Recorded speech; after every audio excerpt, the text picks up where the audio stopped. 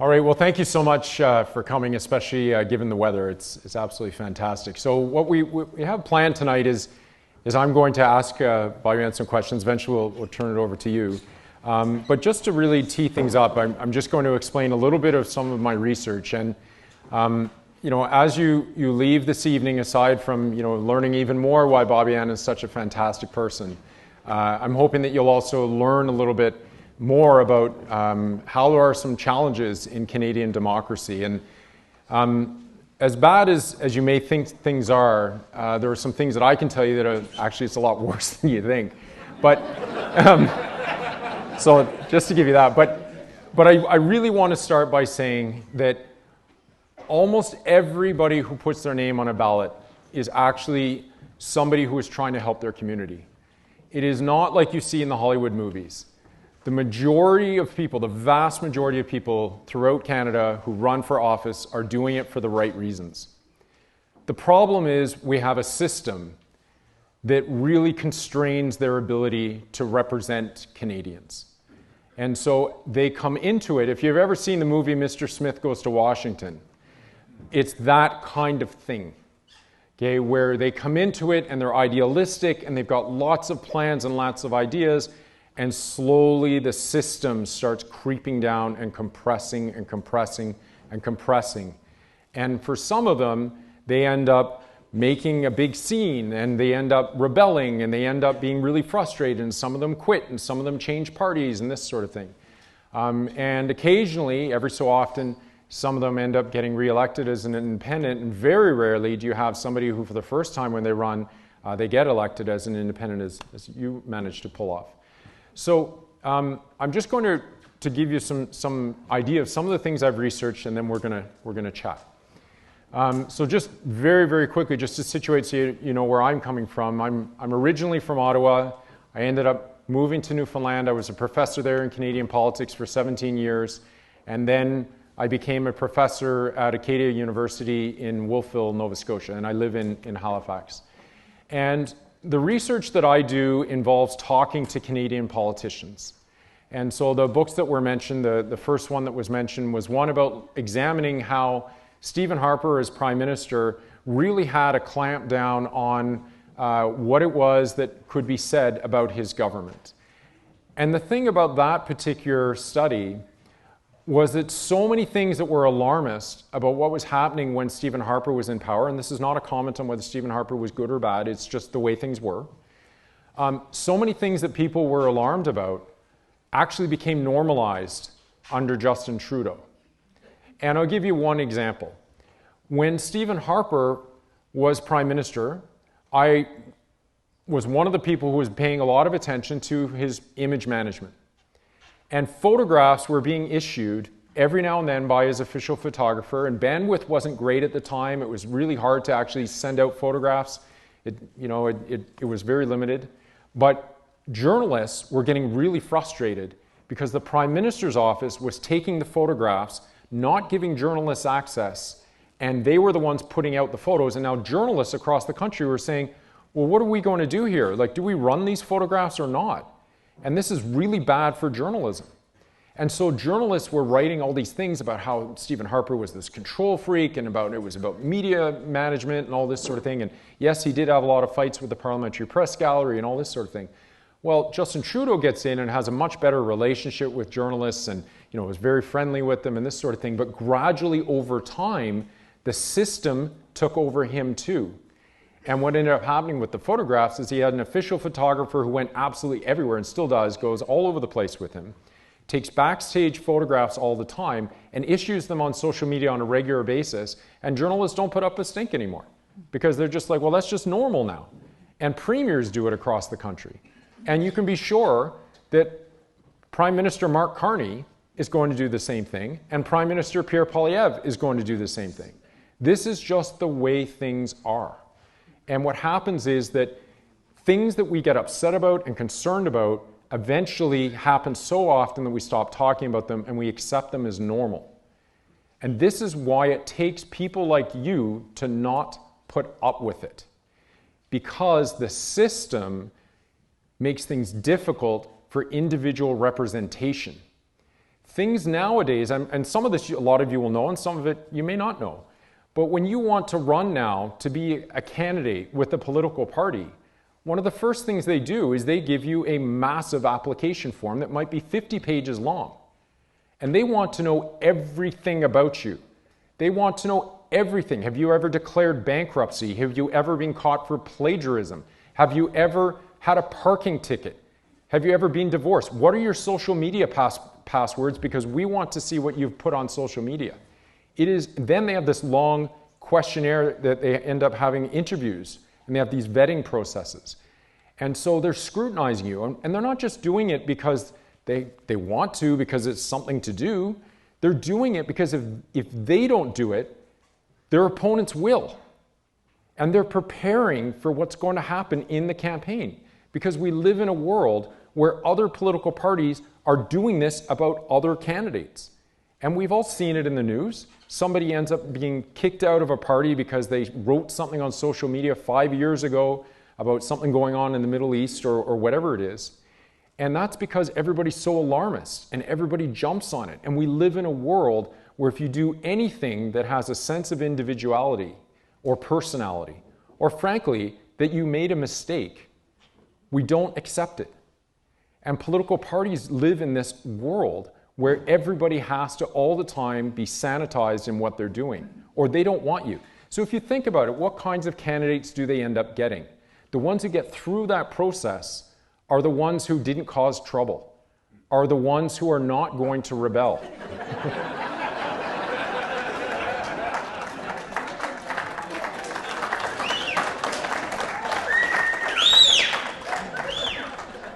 So what ends up happening is, after the campaign's over, then they arrive in Queen's Park, or they arrive in Parliament Hill and other legislatures across the country, and that's when the thumb screws really tighten.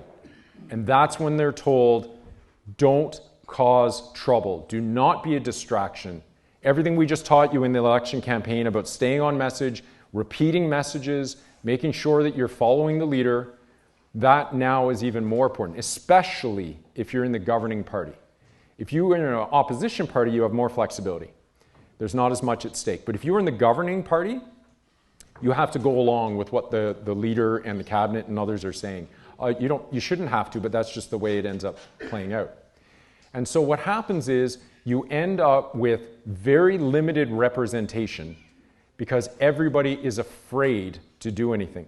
And I interview all sorts of politicians, and it's a very common thing. They all tell me the same sort of thing. When they're in a caucus room, and by caucus room, and forgive me for those of you who don't know this expression, caucus room is all the elected members of the party all getting together, and they have regular meetings. And they are meant, that's the one place that they're meant to be able to speak up and say what it is that's on their mind. Well, what's happening now is lots of political staff go to these meetings. There did not used to be political staff at these meetings.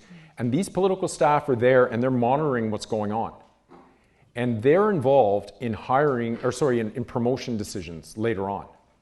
And so if you want to potentially get into cabinet, if you want to become a parliamentary secretary, frankly, if you want to be able to go on a parliamentary trip, if you want to get onto a committee, if you want to go home early on a Thursday because there's a constituency event and you need someone else to manage your house duty on a Friday morning, all of these sorts of things require that you be in the good books of the people who are making decisions in the party, and that's increasingly political staff, as well as the party whip and some others. The leader, frankly, actually is not involved in a lot of these things. The entourage takes care of it, so the leader can focus on other things.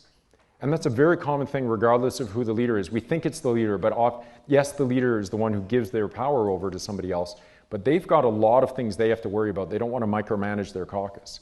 And frankly, sometimes the caucus gets angry and they would rather see the leader to be all kind of friendly about it. But the bottom line is, what we are doing in this country, because we accept that everybody should support their leader, should support their party, what we are doing is we are seeing legislatures full of sheep. And you often find in political science and beyond that, going back to Diefenbaker, they've been labeled trained seals. And I'm here to tell you that as bad as it was and the complaints were in the 50s and the 60s about this going on, in today's world with social media and with everybody all worried about what's going to happen if you say something that's wrong against what the leader might want, it's worse than it used to be. And I'll just finish off before turning you over to Bobbi Ann by saying that something else that is going on behind the scenes that does not get talked about, that you would not necessarily know about, is the messages getting passed out behind the scenes to members of political parties so that they can repeat the message. And so what happens, and in this case I'm talking about Ottawa now, I'm not talking about Queen's Park, but it's the same sort of principle. And what happens is, in Ottawa, there are all sorts of communications officers who are meeting early in the morning, and I mean 6 in the morning. They are doing their media monitoring, trying to figure out what the issues of the day are. They have conversations, then they start figuring out who is going to be in charge of each particular issue. They identify spokespeople, they figure out key message lines, and by 8 in the morning, 9 in the morning, they have a list of messages and issues of the day, and those get sent out by email, usually in the morning and usually in the afternoon, and they get sent to MPs in their own party, and they get sent to political staff in their own party. And they are told when they receive these messages, I've seen them, and they say, if anybody asks you about these things, here are the lines for you to say. Anything beyond this, refer it to the designated spokesperson. You are not to talk on this issue. And then sometimes it will say certain issues, you are not to talk on this issue whatsoever. If you think about it, what kind of representation does that possibly give Canadians? How can you stand up for your constituents when you're being told not to say anything beyond what's in these lines? How can you stand up for your constituents when you're told to talk in caucus meetings, but in caucus meetings, staff are there monitoring your behavior?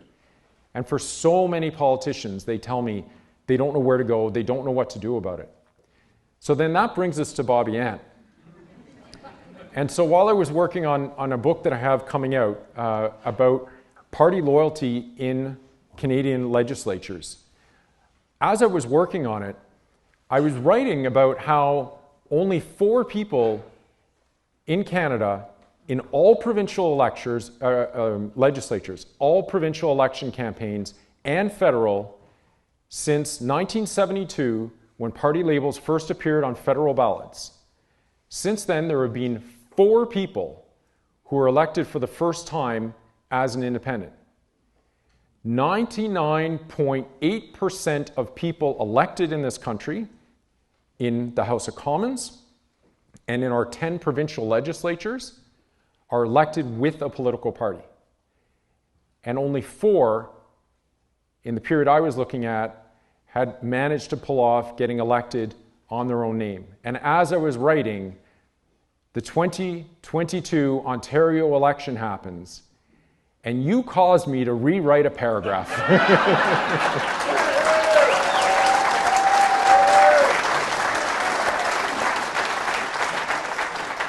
And so that caused me to reach out to Bobbi Ann, and I had to interview her, I had to talk to her, and we had a great conversation, and then that led to a few other meetings, and as I'm sure a lot of you know, it's easy to get along famously with Bobbi Ann.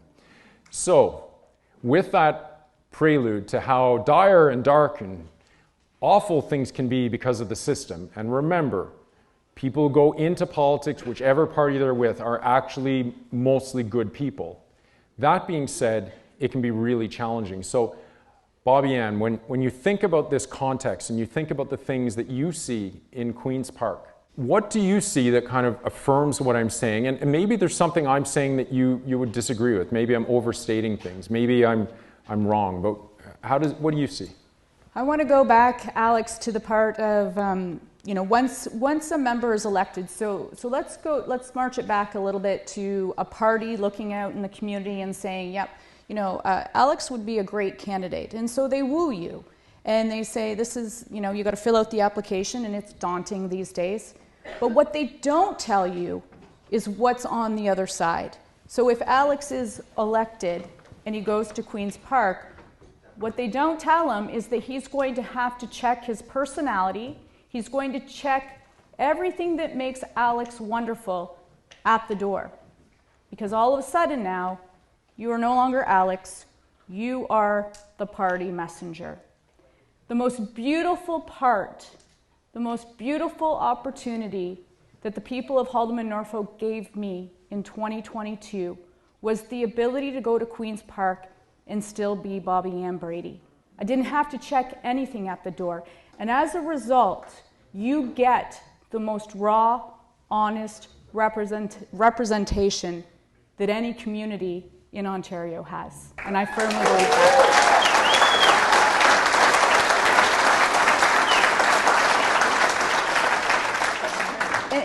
And I can say that with every ounce of my being because I've been on the other side. I was a political staffer for 23 years, and I said to Alex today, I'm shocked I was never fired. And not from Toby, but the messaging that Alex is referring to that comes out of the leader's office, that is real. It was always called the message of the day. I don't know what it's called now, they don't let me see it. But it was called the message of the day, and it would come to us, so any calls, staff would actually have to just read from a script. I refused to do it. And I always joked with staff, I'd say, I'm going to get fired. They're going to set me up. Somebody from the leader's office is going to call here, and I am not going to be on script, and I'm going to be fired. But the reason I couldn't do it is because it's not natural. You're taking the very human aspect out of dealing with the public. So I never did it. And you have to have compassion, you have to have empathy, you have to listen to people. When you are reading messaging to them over the telephone, it always seemed to me like you were talking down to them. So, that messaging, that is extremely real. And I think that my team that works in the constituency office, a few of them have also worked under the confines of party politics, and I suspect that today they find it much, much better when they pick up that phone and they can have that very honest conversation with the person on the other end of the phone without worrying whether or not they're sticking to the script. Okay, so Bobbi Ann, you just mentioned messaging, and so from my research, I've learned where a lot of this messaging comes from. And it is helpful to kind of understand how it works because I think actually political parties are behaving in a rational manner. I've explained it to you that, from my perspective and others, that really they're actually the people who are coordinating these things are like air traffic controllers. They're trying to make sure that everybody who's in a party is not colliding with each other and saying different things that cause conflict. That happens during an election campaign, and once you're in government, in the Premier's office, in the Prime Minister's office, they have communications calendars set up. They just call it the calendar. And on the calendar, what they do is they put all sorts of things. So they would put, for example, like Valentine's Day will be on there, and they would make sure that, and this makes sense when you think about it, but you just would never stop to think of it, but they would make sure that on the day on Valentine's Day, if they've got some sort of public announcements going out, well, they'd probably try and make sure that the announcements around that time are about putting money into healthcare or something about hearts, right, or whatever it is. They coordinate all these things on a regular basis, and what's happened is it's actually not even just individual representatives who have lost power. It's actually ministers who have lost power. Ministers do not have anywhere near the amount of independence that they used to. If you think about it for a moment, for any of you who can think back in the day, you used to have these strong, powerful ministers. And you'd be able to name them off the top of your head. You'd be able to go to them. They were standing up for you. Now, increasingly, ministers are just, you can't even name them. There's surveys that show this. There was a survey that came out about Justin Trudeau's government, and 8 years in, most people couldn't name a single minister. People knew who Justin Trudeau was because all the focus is on the leader. And so there were a few people, Chrystia Freeland was the one who stood out more than others, but for a lot of people, they couldn't name even a minister. So what is somebody who is not in cabinet supposed to do in these sorts of circumstances when all this messaging is going out? Which leads me to ask, who puts your messaging together? Well, it's my team and I who put that messaging together. It's typically me at 3 o'clock in the morning waking up and saying, this is what we have to do. They get emails from me as soon as they get in the morning. It's our team, and It's very honest, and it's based on 25 years of experience. It's not based on what's going to keep us safe. One of the things that I continually see is that people, representatives, are worried about the next election. It's not about actually doing right in that day. It's about what's going to save my seat for the next election. And I think that if politicians started looking at just what is good for the people they represent rather than worrying about the next election, it would be a better world. But our messaging, it comes straight from our team, and we have a little morning huddle, usually 9:30. We talk about the top issues of the day. The team usually goes over the media and says, this is what's in local media. I'm, of course, up early in the morning looking at Toronto media, looking at media from right across the province, and then we message according to what we're seeing in the media that morning. So, Bobbi Ann, you just mentioned about how people are focused on the next election. That is true all over the place. There's this expression, permanent campaigning, that was coined out of the United States, and really in the early 1980s in the US, and then really in the 1990s here in Canada, there was this focus on governments to take what they do during election campaigns and to do it while they are governing, and to use the resources at their disposal to try to get votes, even though there was no election going on whatsoever. And where a lot of this intersects with communications is political consultants started isolating words. They started using more public opinion research. They started using more focus groups.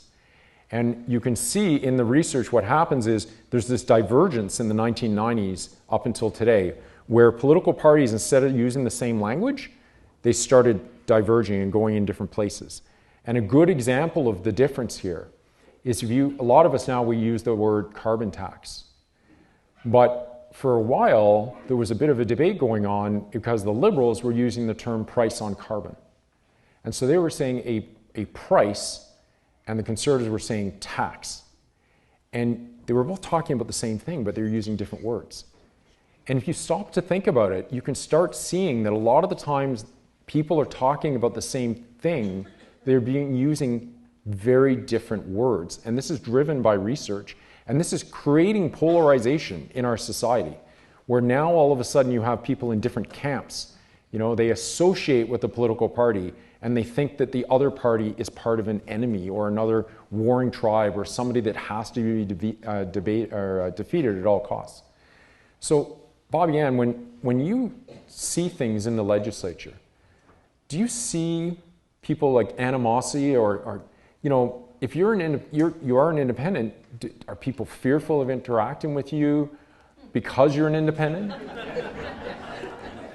No, nobody's fearful of interacting with me. And there is kind of this unwritten rule. We all know that we have a job to do. There are certain people within the legislature that are more willing to work with you than others. The government certainly is, they have their boundaries. But the interesting part about the government in play at Queen's Park right now, we had this discussion today that, every legislature should have a few independents, not only to hold the government to account and for transparency and things like that, but I'll tell you a little secret. Government members often come to me and say, I can't meet with that group. I can't ask this question. Will you ask it? Will you meet with them? So don't be fooled. When the other party is running around saying an independent is useless, there was a visitor today, and I think sometimes he likes the questions that I ask his government because he's not allowed to ask them. That is the truth. And so there is a role not only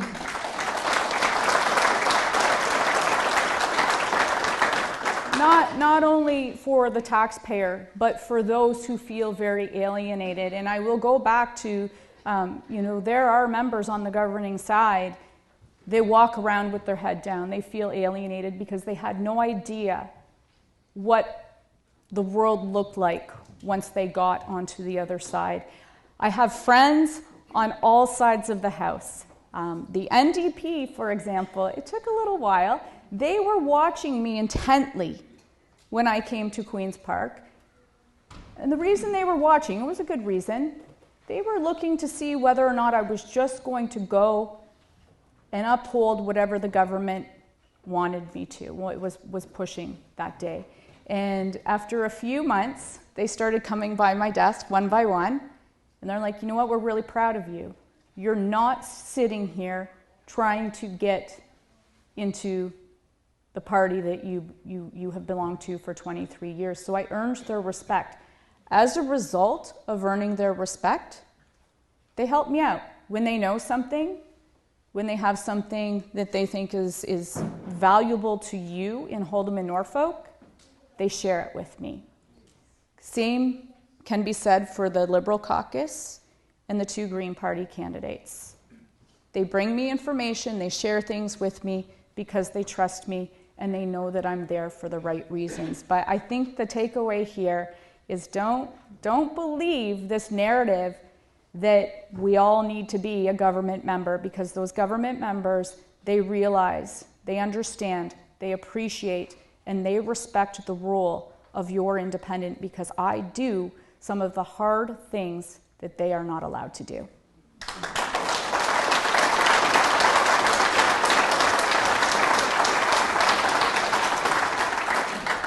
So while you were just talking, then you were saying, yeah, we were saying, like, it's my belief after doing a lot of research that every legislature does need a couple of independents, which means, in my view, that political parties are actually good, that we do need political parties. There's lots of good things about them. They organize things, they help us have clarity, they just simply are able to bring teams together. But why is it that we need a few independents? For exactly the reason that you just said, because what ends up happening is your ability to say things is so constrained, and even more constrained than it ever was before. Your ability to vote, often you're told how to vote. You are told in caucus. You are told that, especially on anything that's considered the confidence of government is at stake. And so if there's anything involving the budget, if there's anything involving the throne speech, if there's ever any major legislation, political parties want to present a united front. And so your ability, if you are, essentially the way it works in Canada, if you are upset with something, if you do not like it, and you are part of a political party, you do not vote against you don't vote differently than your party. You take a walk, right? You do not vote. So you literally go for a walk somewhere, and you just hold on to it that way. Because if you did vote differently than your party, then depending on what the issue is, you could be actually thrown out of the party. And that is a lot of repercussions for your political career, but also your social life, frankly, because you're going to lose a lot of your friends right away. And so while Bobbi Ann was talking, I was just thinking about this quote, and I'm just going to borrow it from Brian Mulroney, past Prime Minister. And so John Crosbie, who was this boisterous Newfoundlander, who was a very independent-minded cabinet minister, who had all sorts of trouble all the time for the things he said. At his eulogy, Brian Mulroney came to St. John's, and this was just before COVID, and he said, I can't do his baritone voice, but he just said, every cabinet needs a John Crosbie, but just one. And that makes me think of Queen's Park. Every legislature needs a Bobbi Ann Brady, but I'm not so sure that it would work if there were loads of you, because the reality is you do need people who speak your mind, but you also need people who are able to collaborate and get together. So maybe you can tell us about when you are representing people in this room, what is it that they're getting out of you?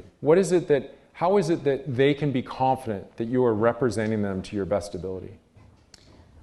First and foremost, the way that I am guided is that there is no monopoly on a good idea. So the beautiful thing that I can do is go to Queen's Park when it comes time to vote on a piece of legislation. I don't have to worry about towing the party line. I vote according to what is best for you. And I've seen really good ideas come out of my colleagues at Queen's Park that are not on the government side. I've seen lots of good ideas come out of the government side. The frustrating part is I've seen some very conservative ideas come out of the Liberal caucus. John Van Toth from the NDP, he joins me in the fight to save Ontario's most productive farmland. We've both brought forward bills to do so, but because they're not the government's idea, they are turned down. We have to stop that. That is not the best practice for the taxpayer. We have to start allowing free votes, especially on private members' bills, so that you get the very best outcome. It frustrates me so much. I've seen 2 private members' bill come from the Liberal caucus over the past, I'd say 6 months. There were very conservative ideas. One was to help small business. The other was a tax credit for families who sign children up for sports, music lessons, dance. Both those very conservative ideas from 2 Liberal members defeated. That is not serving you well. So I think we have to start allowing for the free votes. And what was the original question, Alex? Because now I'm straight. I'm gonna pivot. I don't know, maybe a lot of you in this room like me are curious what you're hearing on the doors. So I'm not interested so much, and I assume when you go to the doors, lots of people say, yeah, great, you're doing a good job, I support you. But beyond that, what are the issues that people are bringing up when you're knocking on doors during this campaign? People are sad. People are disheartened, they're disillusioned, they're terrified. They're terrified what the future looks like.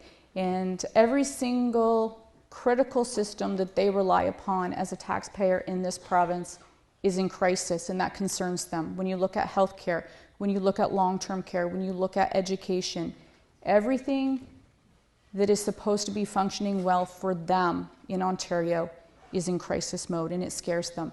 Young people cannot afford a home. We continually talk about, there's a housing crisis. I can assure you, it is not a numbers crisis and there are not enough houses. It's the fact that people cannot afford those houses.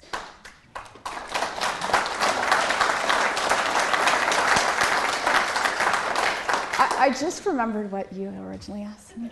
So I'm going to go back to that because there's this narrative out there. And it's the same kind of narrative that we heard. The narratives going around in this campaign, very much the same as 2022. Same, just a different year. But there's this narrative about, what I should be doing compared to what I am doing. And what I'm going to tell you, and I went to social media about this back in 2023. And I said, I'm going to be very, very upfront with you. You pay me. The taxpayer pays me. What I see at Queen's Park are politicians sitting in their seat because they are required to be there. They are a warm body in a seat. I have seen people fall asleep in their seat. I don't do that. If there are bills being debated that have nothing to do with Haldimand-Norfolk, I'm in my office, I'm on the phone, I'm meeting with people, or I'm back in my car and I'm driving back to the riding so that I can attend a meeting at night, a farm meeting at night. I can attend one of your events at night because you all guide what I do at Queen's Park. I have never missed a question in the Ontario Legislature. I have never missed a statement. I never missed committee meetings when I was part of committee. Those are the 3 things where your voice is heard the most. In a supermajority government, it makes 0 sense for you to pay me to sit in my seat just because parties think that is the right thing to do. I won't do it.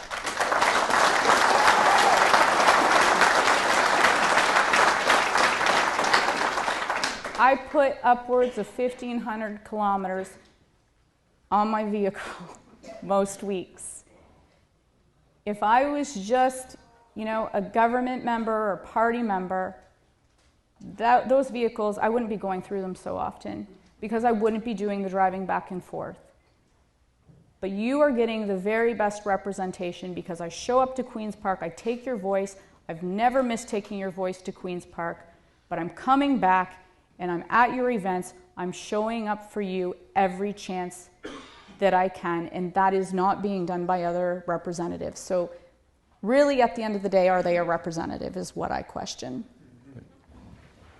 It's actually hard up here for me because I'm every now and then I'm just getting drawn in. I'm like, oh, geez, I've got to ask a question. You know, as I said, a lot of what I study is how the system causes problems. And what Bobbi Ann was just saying about how people fall asleep, you know, why is that, right? It's because they have to be there because there's a certain number of members of a party that have to be there at any given time, but they're not given a meaningful role.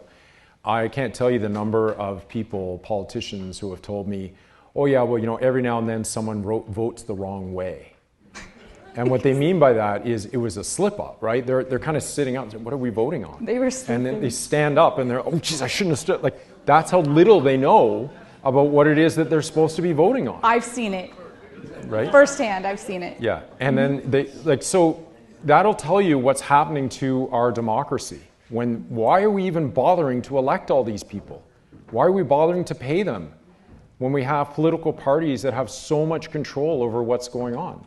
As I said, political parties are a force for good, but right now, with the way things have gone, with technology, with staff, with the fear of doing something wrong, it's gone too far in another direction in a way that doesn't look like democracy to me as I understand it.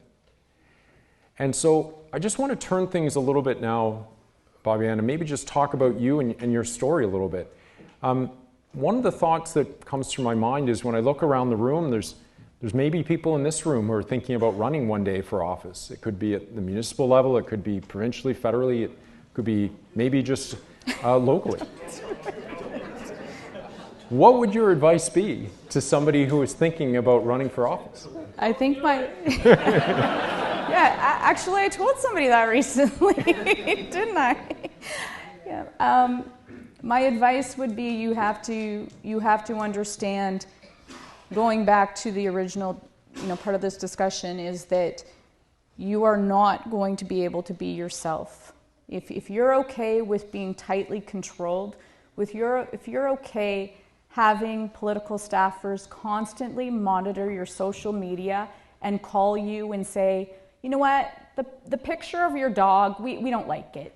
You need to take it down. And it happens. We know it happens. If you're okay with that, then fine.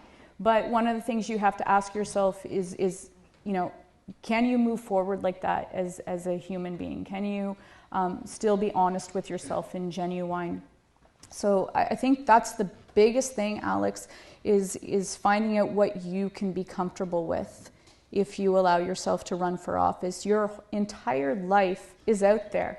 And I've learned the hard way that you can be the hardest working person.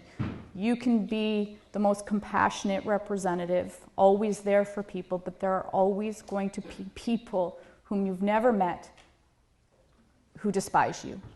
And I think that's one of the hardest things that I have had to deal with over the past 2.5 years.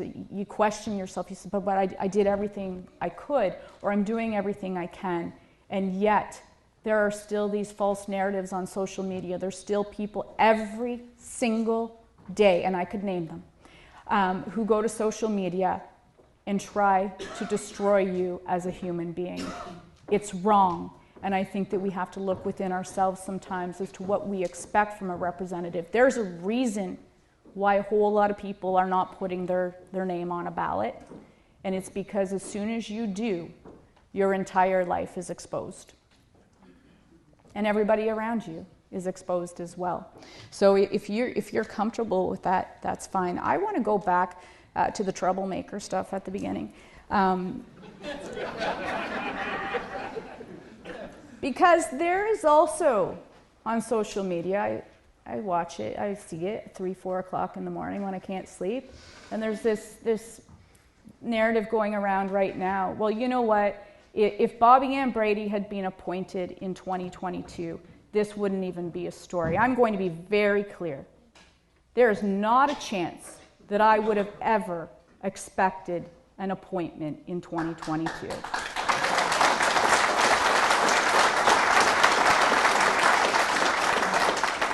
And the proof is in the fact that when Doug Ford denied us a nomination meeting so that you could choose your candidate in 2022, I said, that's fine, I'll challenge him in a general election. If I was afraid of a nomination night in 2022, would I have really jumped into the big race?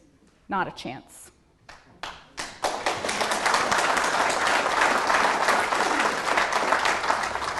So I go to my detractors who say this, and I'm very, very, very upfront that had I actually been afforded a nomination in 2022, which I would have won, there's not a chance I would have lasted 5 minutes in Doug Ford's caucus boardroom. So I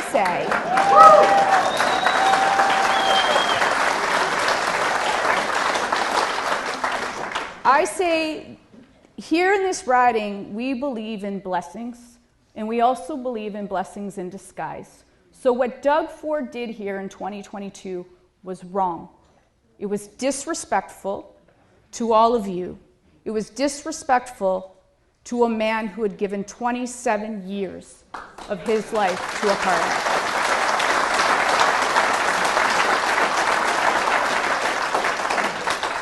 And the first time a staffer told me to sit down in a caucus boardroom, it wouldn't have went over well.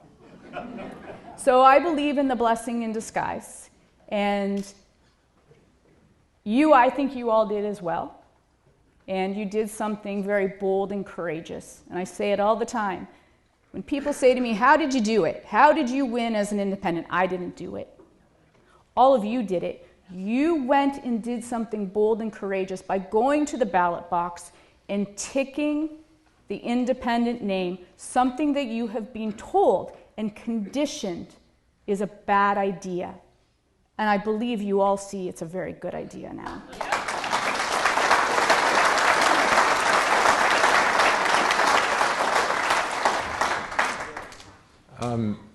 What Bobbi Ann just said about how they pay attention to what you do on social media, I can say that I talked to somebody who was first elected in Newfoundland as an MHA there, and she was on social media. She was elected with one party, and somebody from another party posted something on social media that she agreed with, and she liked it. And the Premier's office calls her and says, "What do you think you're doing? Go in there and unlike that." And so what message does that send you? When they are paying attention at that level, everything is going to be colored. Now that's just one example, and it's not just 2 weeks ago. I had somebody at Acadia as a guest speaker who was telling us a story in Justin Trudeau's Prime Minister's office. Somebody from the Prime Minister's office contacted the Minister's office and said, "We noticed that one of your staffers liked something on social media from another political party. You tell that staffer to go in and unlike that." So that's at the federal level in Ottawa, that's in Newfoundland. I'm telling you, it's happening everywhere. And when you hear that, imagine hearing that if you are an elected representative with a political party. What does that tell you? That tells you everything has to be the way that they say it needs to be, and you need to do things that they want because you want to be able to survive. And so for a lot of people now, they're not, when we look at politicians, elected officials in Canada, I tend to think of them as in 3 different phases that they've gone through. And the first phase was elected officials in Canada were legislators. They were people who went and made laws. They went to the legislature, and that was what they did. Gradually over time, partly because government became so big and so complex, they turned into constituency caseworkers. And so they redirected a lot of their attention, and they got more staff to help them, and they focused on helping people try to navigate government. But I would argue a third phase has now crept in, and this is the one that concerns me. And that is now they have turned into brand ambassadors. Because now what they are doing is they are acting as a representative, almost as a salesperson for the governing party. There's a a really strong political scientist out of the University of British Columbia, and kind of a dean of party politics and political science. And he has written about how now we should look at political parties as a franchise relationship. And so what you can do now is you can think of elected officials as kind of like operators of a franchise who are given a brand, who are given all the marketing, who are given all the menus and everything, and are told, well, you can make some small adjustments, but for the most part, you have to do what we say. And most of us in political science think that's actually the right analogy, because there are so many limitations on what it is that you can do and what you can say. And so, Bobbi Ann, when you think about these types of constraints and you see them, do you ever find there's a time that you can't say what's on your mind?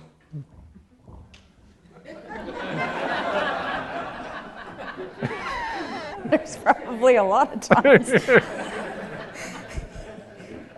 No, when I go to Queen's Park, I can ask the questions that are important to the writing. I can ask them the way I want to ask them. And I go back to the fact that I've asked some, I think all my questions are difficult in the House, and not in a disrespectful way, but in a very, I've done my research. When I write a question for the Ontario Legislature, and we only get them every so many days, it's not like you can ask a question every single day. It's timed out. I start preparing for my next question right after I ask the first, because I never want to be caught. I never want to be caught with bad information. And when I ask a question, it's got to be very pointed. And I put a lot of time, effort, and research. There are members who just get up and ask a question just off the top of their head, but there's no research behind it. So no, I can ask and I can say absolutely anything that I want to, anything that the constituents want me to ask. But I do want to go back to the lawmaker comment and the policymaker. We as elected officials are supposed to be lawmakers. We are supposed to be policymakers, and we no longer are. And I'll tell you why. It's because the balance of power with government is getting larger and larger. I'll give you some examples. I was on the government's most prestigious committee at Queen's Park, Finance and Economic Affairs. The biggest mistake I made was I talked about how much I loved my time on Finance and Economic Affairs, because it put me in touch with people who knew how we could actually create the very best laws in this province. So experts would come, they would say, you know what, this piece of legislation that you're dissecting, you could actually make it stronger by doing A, B, and C. Or you could do this and water it down a little bit so that it's a little more palatable for the public. Perfect, these are the experts. If it's a healthcare bill, we have healthcare experts coming to the table. We should be listening to them. Never happened. I traveled for pre-budget consultations in 2020, well, I guess the end of 2022 into 2023.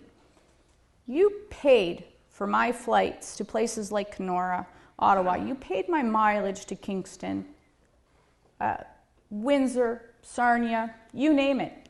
You paid for many of us to do that.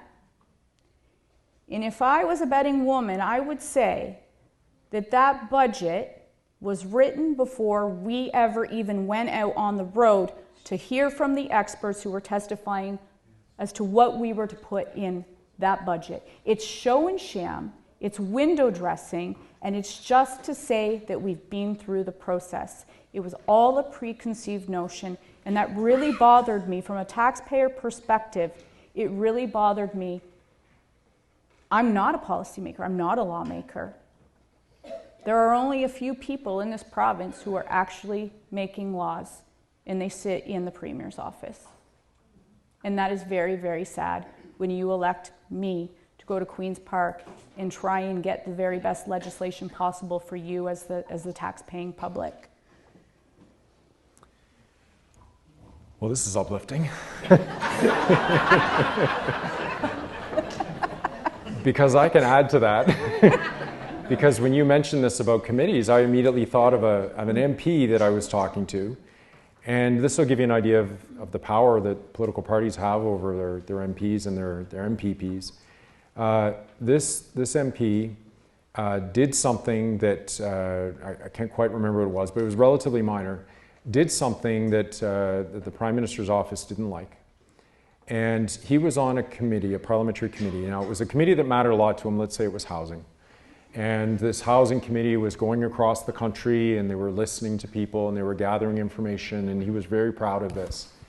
And they told him, you can go on this, and you can go on this travel, but we're going to hold one thing back from you. When it gets to these tours going and they arrive in your riding, you are not to go. That is your punishment. So here's the one time that he gets to go with this committee and be in front of his constituents, and they had the embarrassment of this committee being in front of all of his constituents and him having the empty seat. This is the kind of stuff that goes on behind the scenes that is so disturbing when you start looking into it, and it's really frustrating. So, Bobbi Ann, I want to feel better, frankly, and so...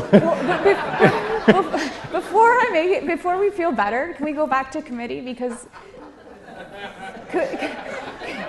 I loved committee. I absolutely loved committee because it put, like I said, it put me in touch with people who really knew these files better than we did. And they should come to Queen's Park. They should tell us how we get the very best legislation. So after I talked about how wonderful finance was and how much I loved it, and you can tell that I loved it just by the way I'm speaking right now, they probably thought they should put me on finance to punish me. It's a lot of work. And once again, when you're part of a party showing up to finance committee, you are handed a package of information and you read from it. You ask the people who come to the table these very scripted questions. How do you feel about this?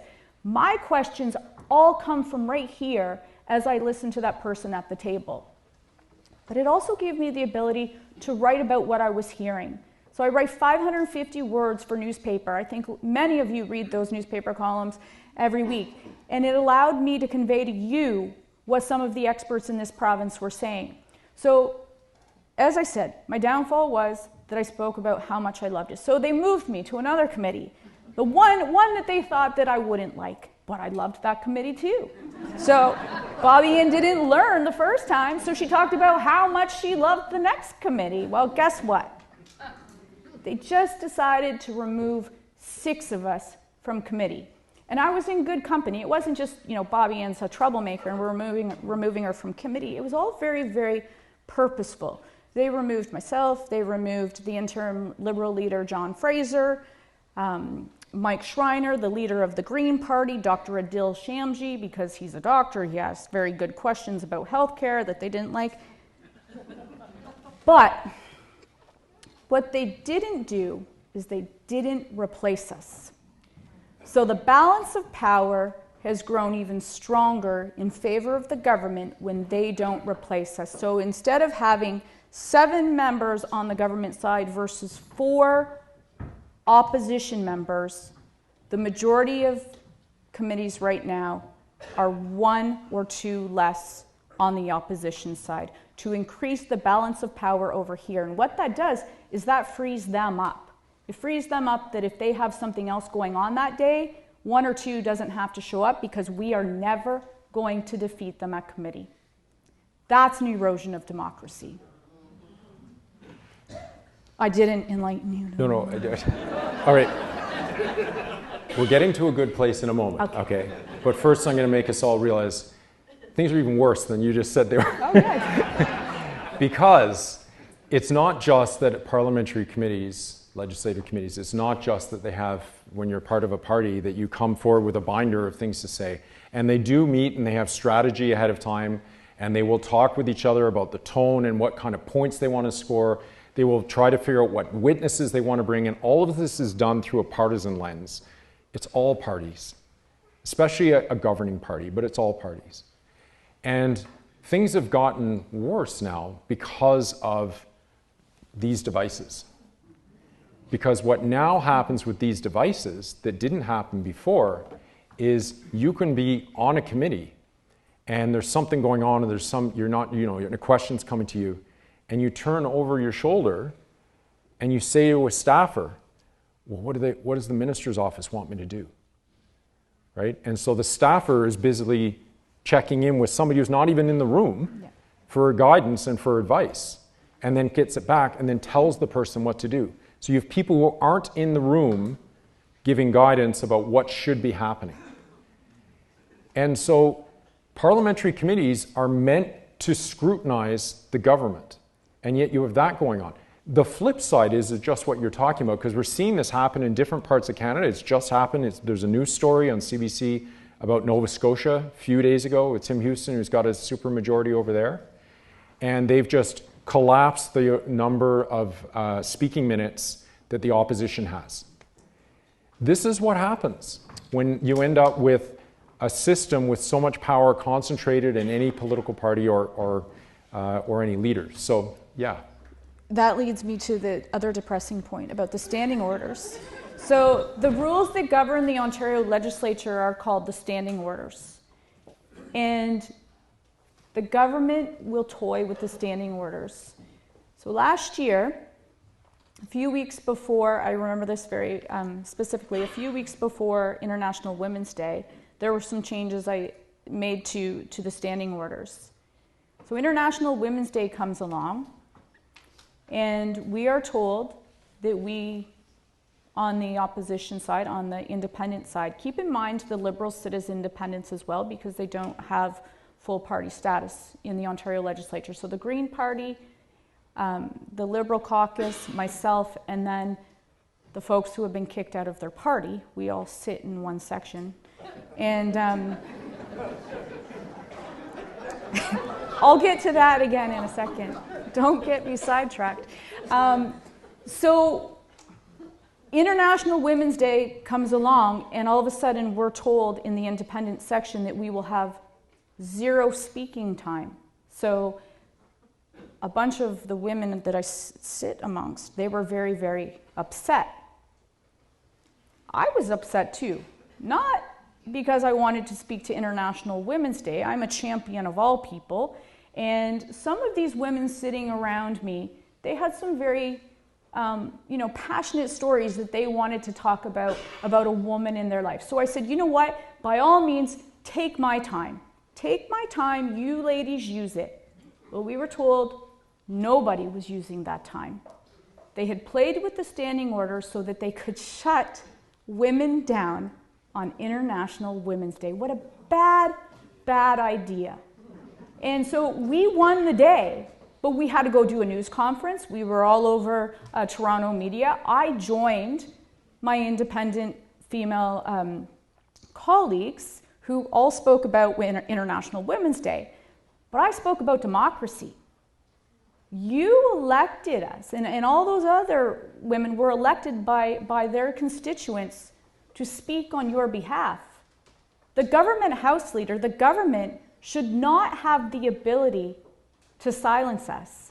So we went out and we spoke about this on Toronto media, and eventually the government decided that it was a really bad idea to try and shut women down on International Women's Day.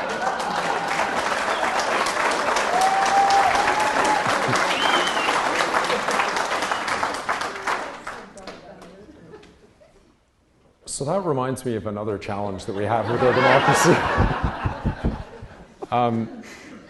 And that is the ability of a governing party to control the rules. And again, this is a common thing regardless of which party is in power.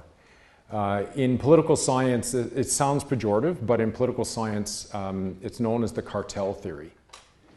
And the idea being that political parties collude and find ways to keep out players that they don't want. And so a good example of that you reminded me of was 2018, the PCs get in there and they raised the threshold for what constituted official party status. Because what that did was that denied the Liberals more resources. So this is very hard. I mean, that's not, let's be honest. I don't care what party you support or if you don't support a party. There's something not right about that, right? That in a democracy, we should actually have vibrant opposition to a government. Not the government finding ways to make it even harder to have those types of voices. And one of the ways, getting to you now, one of the ways that governments do this is they make it very, very hard for independents. They have rules in elections that make it hard. They have rules in the legislature that make it hard because they don't want you around. Mm-hmm. Comments, please.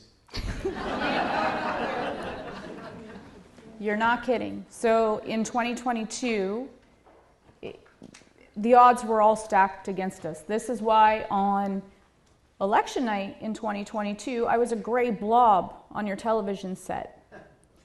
And my detractors said, oh, look at her campaign. They can't even get a headshot over to the media. Well, that was very, very false. Of course, my team had gotten a headshot over to the media. They just never expected that they would have to use it. So in 2022, when I said to Toby, this is how we're going to handle this.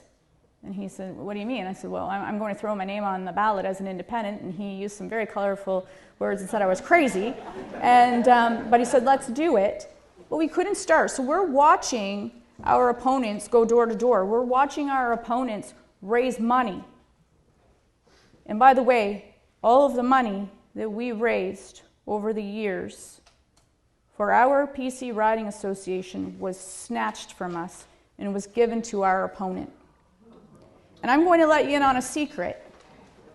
I asked to keep $2,000 of that money to throw Toby Barrett a retirement party, and I was denied. And there's something in politics called loyalty, and I think there's only maybe 2 of us in this province who might actually believe that loyalty is a very important thing in politics.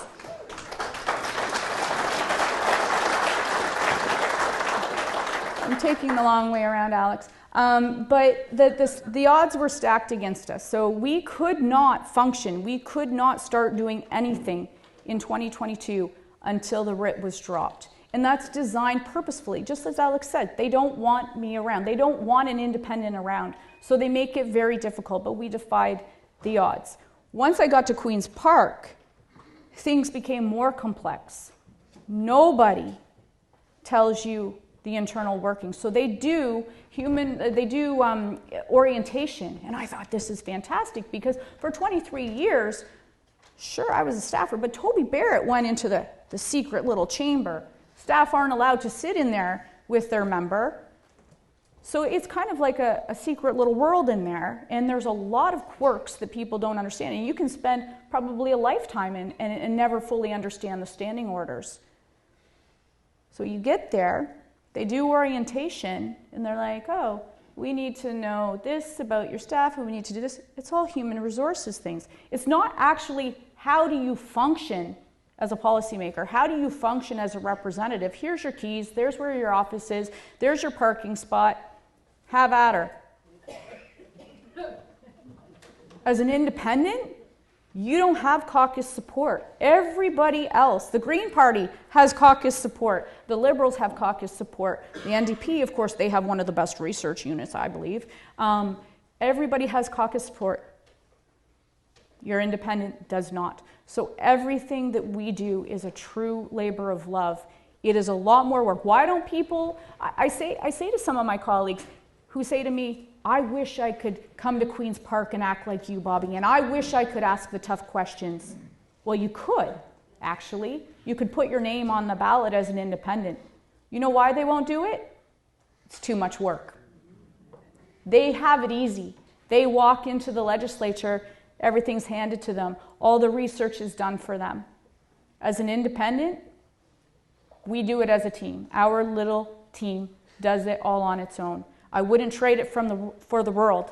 Not a chance. It's extremely liberating. But it is very hard compared to what every other member in that house has to deal with. Bobbi, you mentioned it's a lot of work. Now that we are all down in the dumps about democracy, maybe you can inspire us with giving us an idea of what your workday looks like as an independent. Now, I realize it's going to vary between when the legislature is sitting and when it's not. But can you give us an idea of how, I hope I'm not leading the question, but saying how hard you work for your constituents? For sure. So up early to beat Toronto traffic, and I refuse to have an apartment downtown Toronto. I could have an apartment downtown Toronto. I have refused it because I don't want to get trapped downtown Toronto. I don't want to live downtown Toronto. If I did, I would never make it back for the agricultural meetings, for the events at night that so many of you put your time and efforts into as a community. I wouldn't be showing up in the community if I was in my apartment after work downtown Toronto. It would be easier. I wouldn't have to fight Toronto traffic, but it wouldn't be fair to you. So I leave early in the morning, and anyone who calls my office and says, I want to call back from Bobbi Ann, I always say to staff, you ask them how early I can call them. Because at 6 o'clock, 6:30, I like to get going. And once I hit the 403, it's a really good time to start calling you. So I always say, like, I'll give them at least until 6:30. But if they're okay with me calling them at that time, and some of you may have kept me company on the highway a few times. So I make calls all the way into Queen's Park, and I go over the morning agenda with staff a few times. I annoy them for a bit as I sit in traffic. I get to Queen's Park, and the legislative day starts. You go into question period. Normally I would do meetings before question period. So there's farm groups, like the beef farmers, the egg farmers, you name it, they all come to Queen's Park and they have lobby days. So you often meet with them before question period even starts. So I could have a meeting with them at 9:30 in the morning. I go into question period, I come back, I usually have 3 or 4 meetings. And then if there's nothing going on in the afternoon that is important to Haldimand-Norfolk, I get in my vehicle, I come home, I might change my clothes, have a bite to eat, and head out the door again to one of the many events or meetings that our vibrant communities put on. And then when the House isn't sitting, Alex, I'm everywhere. This is a very large riding geographically, and we can't control. We can't ask communities to coordinate events. So sometimes there's an event in Dunnville, and then there's an event in Port Rowan. And I race around this riding, going from place to place, and that's the beauty. That is the beauty of what I do, is all of those functions, all of those community events. I see Lisa and I sitting back there, and Howie, and some folks here in Jarvis, and all of you work so hard in your communities. And I had a lady once say to me, 2022, she obviously wasn't a fan of mine, I was doing a butter tart contest in Caledonia, and I went outside to make a phone call because I felt green because I'd eaten 35 butter tarts by that time. So I went outside to make a call, and this lady followed me out, and she says, "Are you Bobbi Ann Brady?" And I said, "Yes, I am." She says, "I suggest you spend, go to Queen's Park rather than come here and eat butter tarts." I said, "Well, that's funny. It's Saturday. Do you know something I don't?" I said, "That the legislature doesn't sit on a Saturday." And she says, "Why are you here?" I said, "Because I was asked to come here. I was asked to be a judge." And she says, "Well, this isn't the place for you." I said, "You turn around, you go back in, and you ask the volunteers in there how important it is for me to be showing up." And she hightailed it out. So that is the beauty of what I do. I get to come into every community across Haldimand-Norfolk, interact with all of you. And while you're doing your beautiful things, while you're running your events, you're also telling me what's on your mind. You're telling me what concerns you. You're telling me what I need to talk about in question period, what I need to go to Queen's Park and talk to cabinet ministers about. So I get all of these wonderful things when I'm actually in the community. I'm interacting with you. I'm enjoying your events. I'm enjoying you as the community, but you're also guiding me in my decision making and what I'm taking forward on your behalf.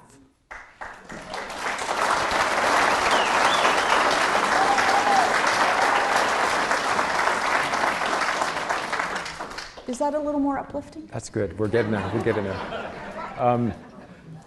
Bobbi, can you tell us some things you've learned about the riding and the people of the riding since you've been elected? Because you had a lot of interaction with a lot of people in this riding for years leading up to being an elected official. But as an elected official, you see a different side of things, and you're the one now going and eating the butter tarts, right? That's right. So what kinds of things what do you know now that's different than what you knew before?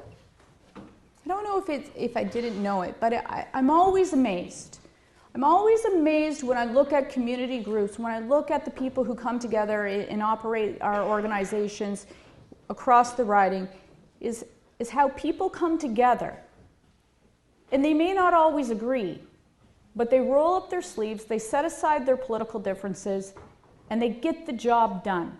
And I think our volunteers and our organizations in this riding and across Ontario could actually teach us as government members how to get it done. And I think the Queen, and I'm going to butcher this, but Queen Elizabeth had said that the most remarkable aspects of leadership come from those people who can come together, set aside their differences, and just make the world a better place. She said it much better than I am. But it's true, and I think that's what I see in our community. We don't always agree, and we shouldn't always agree. But organizations, government, no matter what you're representing, should always have, kind of that push-pull. That's how you meet in the middle. That's how you get the very best results for your community. The other thing that I find fascinating about Haldimand-Norfolk is just how creative and brilliant people are here.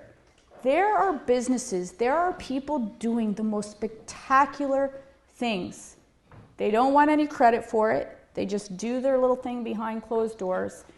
We have some businesses. I'm going to throw one out there. Battlefield International, for example, when you see armored vehicles go across your screen on television in a war-torn country, that armored vehicle has parts in it from Haldimand County. That is fascinating to me. So when I go into schools, students will say to me, Bobbi Ann, you've probably met a lot of interesting people, a lot of famous people in your life. And I've met the King, I've met Camilla, I've met many, many sports celebrities over the years.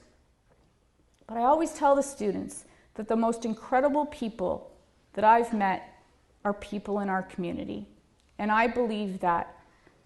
From the bottom of my heart, I believe that because people here in Haldimand-Norfolk, and I know I'm a bit biased, but I tell people at Queen's Park this all the time, we have the most amazing people. And I think the fact that what you did in 2022 is testament to the type of people you are. You're principled, you dig deep, and you just get the job done.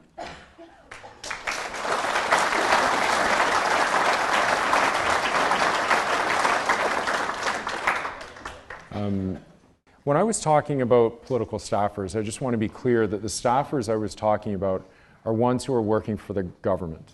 So these are ones working for ministers, ones working for premiers, ones working for prime ministers. There's nothing wrong with them, they're doing their job. But they're just becoming more powerful than they arguably ought to be in our system. That's very different than political staffers who are working for individual politicians, individual elected officials, the kind of job that you had. Mm-hmm. And so while you were just talking just now, I was thinking, you are a powerful, independent MPP, but you cannot do this by yourself. You have staff who are helping you. Maybe you could tell us a little bit about your staff. They're troublemakers. Looking at them. I have the most incredible staff. And I'm going to use a word that I learned from Toby through the interview process back in 1999 when I was 5. They are the most loyal people that a girl could have on her team. And That is by design, because I'm going to go back to 1999, and when I showed up to the interview process for a job in Toby's office, there was a list of words, and I was told, or I was asked, could you please choose the most important word in this list as a political staffer? And there is only one right answer, and it's the word loyalty. And I wish every single hiring crew in this province would actually, use that question. We've used it since that time. I use it in my hiring practices now, and as a result, you get the very best crew, because when they realize that being hardworking, determined, punctual, all those other things that people think make a great employee, when they realize that the one thing that makes all of those other things fall into place is loyalty, you have the right person. I have the hardest working but the most loyal team, and I can't really articulate everything that these girls do for me. And I have a male staffer in Toronto, and they are my therapist, they're my scheduler, they are the glue that holds us all together. And after answering phones for so many years in the constituency office for Toby, I know the tough job they have. I know that they are long days sometimes, and they're not easy. And I try to remind them how much I appreciate them, but it's never enough, because without them, I'm not showing up. Without them keeping me on track, without them reminding me to eat, reminding me to sleep, I'm a mess. So I have the most amazing team in Ontario, the hardest working team, because we have to come up with absolutely everything on our own. We wouldn't trade it for anything, but they work harder than any other staff team in this province. I'm convinced of that.